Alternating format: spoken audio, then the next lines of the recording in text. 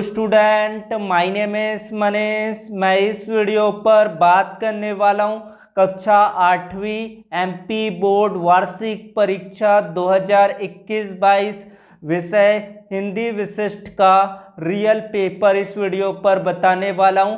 यही आपका 100% असली पेपर है जो परीक्षा पर पूछे जाएंगे। तो ये सारे प्रश्न आपके एग्जाम पर आने वाले हैं और इसका पीडीएफ टेलीग्राम चैनल पर मिलेगा। तो टेलीग्राम ग्रुप को ज्वाइन कर ले, लिंक डिस्क्रिप्शन पर है। तो वीडियो को शुरू करते हैं। Let's start the video.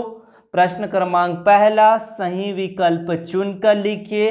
5 प्रश्न यहाँ पर दिया गया, जिसका पहला प्रश्न है आर्यभट्ट की पुस्तक का नाम है ज्योतिष शास्त्र, गणित शास्त्र, आर्य इतिहास, आर्यभट्टी। तो इसका उत्तर है तीसरा, आर्यभट्टी। जिस रथ से विजय होगी उस रथ का सारथी है। तो इसका उत्तर होगा ऑप्शन नंबर 4, इस भजनु। जड़ी बूटी शब्द में समास है। जड़ी बूटी शब्द में कौन सा समास है? तत्पुरुष समास, कर्मधारय समास, द्विगु समास या फिर द्वंद्व समास। तो इसका सही उत्तर होगा द्वंद्व समास। आर्यों की प्राचीनतम ग्रंथ है वेद, पुराण, शास्त्र या फिर काव्य। तो इसका उत्तर है वेद। पहला ऑप्शन इसका सही उत्तर है। गांधी जी के माता पिता धनी थे, धन दौलत के, सोना चांदी के, रंग रूप के या फिर अपनी बात के। तो इसका सही उत्तर है अपनी बात के। तो 5 यहाँ पर सही विकल्प वाले प्रश्न दिए गए थे। उसके बाद रिक्त स्थानों की पूर्ति कीजिए। 4 प्रश्न यहाँ पर दिया गया।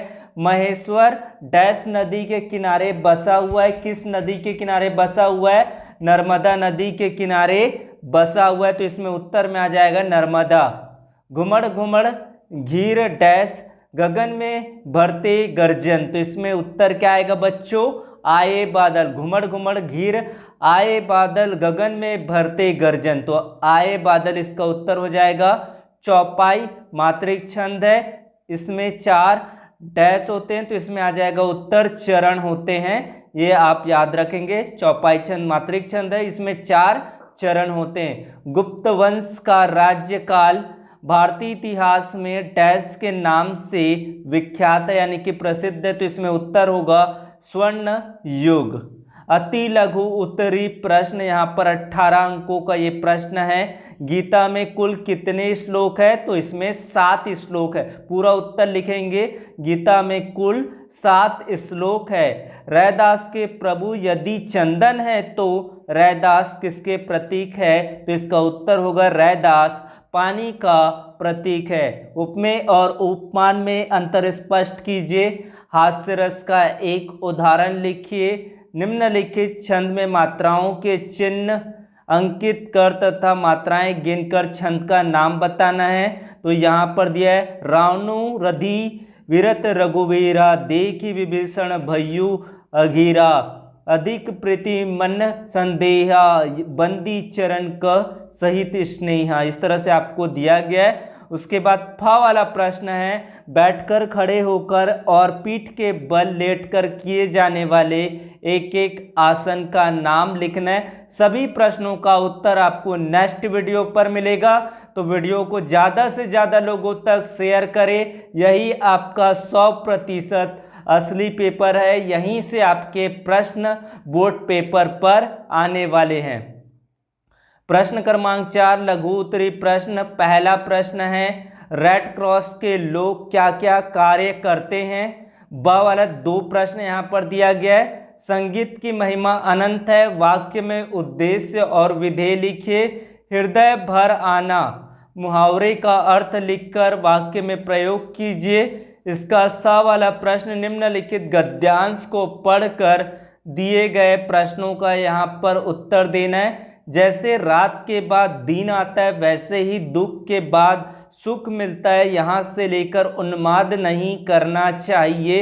ये पूरा आपको गद्यांश पहले पढ़ लेना है। उसके बाद नीचे जो प्रश्न दिए गए हैं उनके उत्तर देना है उपयुक्त गद्यांश का उचित शीर्षक लिखिए। जीवन में स्थायी क्या है इसके बारे में लिखना है। तो सभी का सॉल्यूशंस आपको टेलीग्राम के चैनल पर मिलेगा, तो टेलीग्राम चैनल को भी ज्वाइन कर लेंगे, डिस्क्रिप्शन पर उसका लिंक मिलेगा।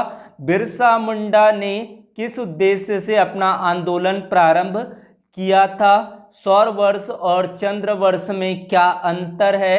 छठा प्रश्न, महारानी अहिल्याबाई को लोक माता के रूप में क्यों याद किया जाता है? इसमें अथवा दिया गया है, पृथ्वी अपनी धुरी पर चक्कर लगाती है। इस कथन को आर्यभट्ट ने किस तरह से लोगों को समझाया? प्राणायाम से होने वाले लाभ लिखिए, या फिर गांधी जी प्रार्थना क्यों आवश्यक मानते थे?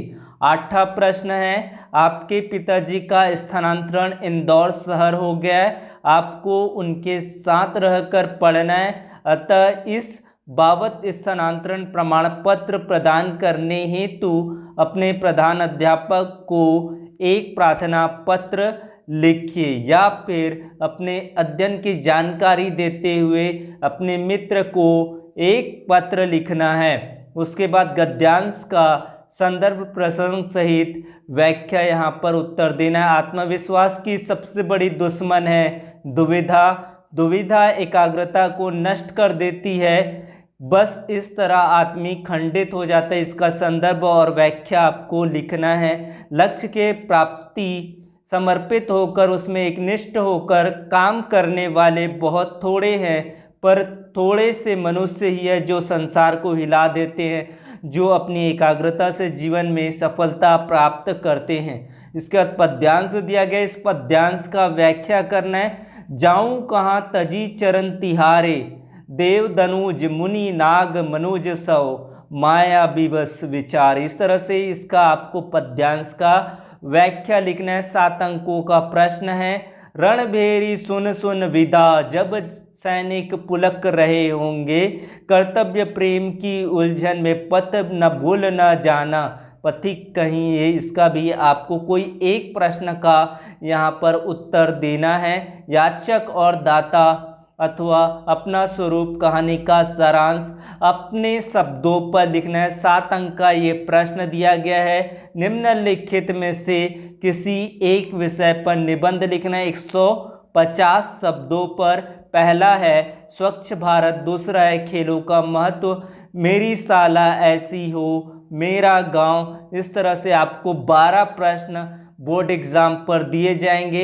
यही प्रश्न आपको देखने को मिलेगा, तो वीडियो को ज़्यादा से ज़्यादा लोगों तक शेयर करें। Thank you.